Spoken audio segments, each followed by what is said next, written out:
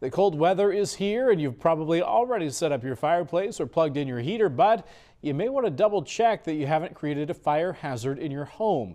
WGEM's Haley Adams spoke with Quincy firefighters today about what to look out for when keeping warm. Haley? You're right, Daniel. A common way for people to keep their houses warm is to use space heaters, but it's important to remain responsible and stay safe when staying warm.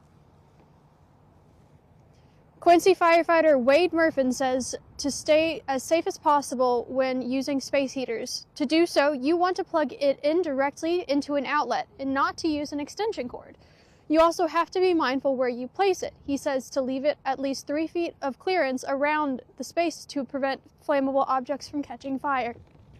The best advice I would give to a concerned citizen is to make sure you're using your equipment correctly, make sure it's inspected by a qualified professional, and you want to make sure you have that clearance around space heaters in your furnace just for overall safety in your house.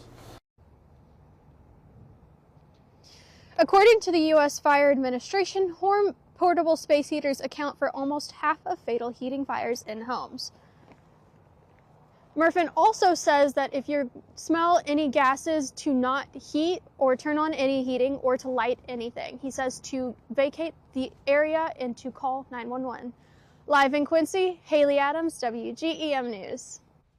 And firefighters also say if you feel unsure that your connections or even just your house might be unsafe or at risk, reach out to them and they will send someone out to check.